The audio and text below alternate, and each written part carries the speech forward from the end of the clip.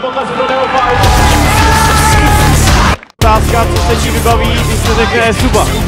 No, najväčší super na našej scéne proti nám. Všetkých vás vítame v Grand Finále MČR 2015 v hre Counter-Strike Global Offensive. Moje meno je Devi, vedľa mňa sedí Striker, budeme vás prevádzať týmto finále, no a čo na to povedať? Čaká nás šialená jazda dvoch Nemesis, dvoch tímov, ktoré sa stretávajú už roky na týchto top priečkach. Naozaj veľmi rýchly hráč, jak poznáme Neophyte agresívne smerom na B. Pomerne veľmi ďaleko sa práve dostávajú hráči na ten blend, kde bude mať Henky problémy, ale cez vody si poradil. Krásný double kill, neuvěřitelné hlavy. Benky tady znovu úřaduje za trojkou a nebude mít naprosto problém. Ještě třetí frag, znovu triple kill pro Benkyho. Popuje k po flashi, ještě přiletí druhý a tím pádem tam bude pravděpodobně ještě jeden frag, dokonce dva. Henky a Monty úřadují na B-plantu, naprosto bezkonkurenční defense. Nakoniec idú, dokonca Benky sa podarilo pekne dať poslať na té štart. Gaparzo prichádza ako niečo z neba. Naozaj chýba veľmi málo SUB do toho, aby si mohli odniesť tento titul. No a Neophyte sa musí ešte naozaj posnažiť zvrátiť tento stav a vyžiadať si tretiu mapu.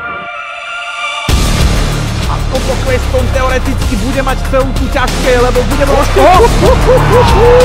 Na tom plente tu bude mať Barbie veľmi ťažké. Poradil si s Henkym. Nakoniec dal, prosím! Triple kill! Tu bude len o reflexe. Barbie pomaličky Volkom má dostatok času. To nevyzerá dobre. Tohle nebude čekat, protože by tam to právě mohlo. Ne, nakonec ano. Poprosím divákov, aby poslali obidvom týmom jeden obrovský hype, pretože to budú potrebovať. Nepremožiteľný triple kill, quadra kill Frozena. Frozen si robí naozaj ze suby krásny kalendár, robí si s nimi čo chce. Posledný Benky sa stretne s Frozenom a Frozen je rozhypovaný na Ace od Froza velmi pěkný, byl tam v situaci naprosto bezvýchodné, ale i z ní si Frozen dokázal najít východisko. 13letý kluk. To zabudilo. Nakoniec ešte Benky môže pustiť Nevíka. A bohužiaľ, vôbec... No, pozor. Vôbec ma to... Nestihne, Benky to nestihol. Devil teraz môže naozaj rozhodnúť, pretože hráči nebudú mať peniaze, Devil zabíja Benkyho. Devil! Ktorý posiela Neophyte do match pointu. Dvaja hráči týmu SUV. Rado teraz, ale ešte pekná otváračka, 12 životami double kill. Nechce nechať Neophyte ešte takto jednoducho ten titul zhrabnúť. Bomba je položená a toto bude všetko na týchto dvoch hráčov.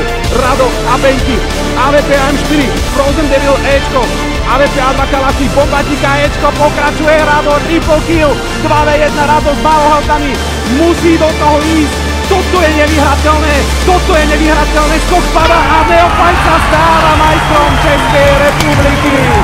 Obhajoba titulu mistra České republiky v roce 2014 Neophyte vyhrává i v roce 2015. Sledujeme sportovní podání rukou, SUBA předvedla skvělý výkon, ale letos to na titul nestačilo. Neophyte, mistr České republiky pro rok 2015 Counter-Strike Global Offensive. Takhle vypadají mistři České republiky.